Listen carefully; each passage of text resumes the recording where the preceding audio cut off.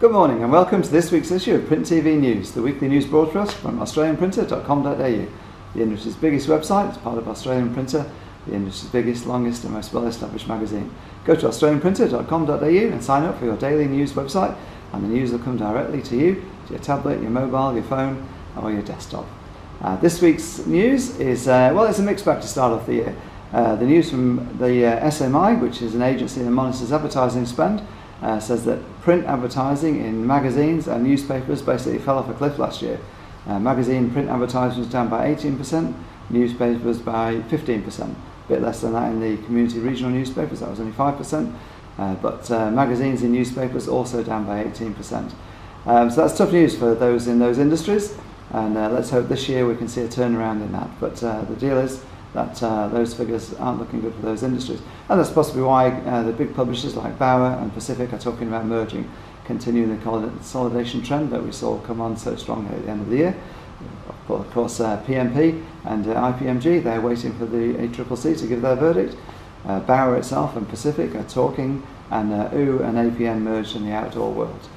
And talking the outdoor world, the good news figures is that spend on outdoor media, or out of home as it's called, has rocketed last year, up by more than 15%, now topping $800 million for the first time, $820 million in fact.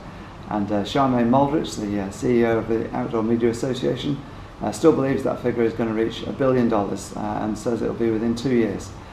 Most of that growth is driven by digital outdoor. You've seen the rise of digital billboards, digital bus shelters, but print, or classic as it's known, or static as it's also known, is also growing, albeit at a much smaller rate, but nonetheless it's still growing, single digits.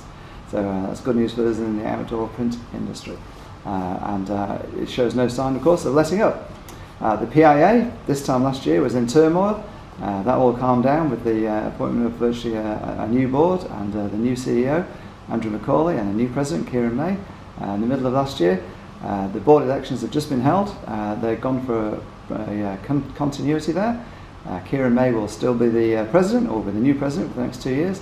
Matt Aitken will be the vice president, and the other office holders of Peter Lane and Chris Seagat will also remain there. So a period of stability for the PIA as it looks to put last year's travails behind it and serve print as well. And talking to Matt Aitken, IVE Group started the year as a success with winning the massive Coles catalogue contract from rival IPMG. So congratulations and commiserations, depending on which side of the fence you're on.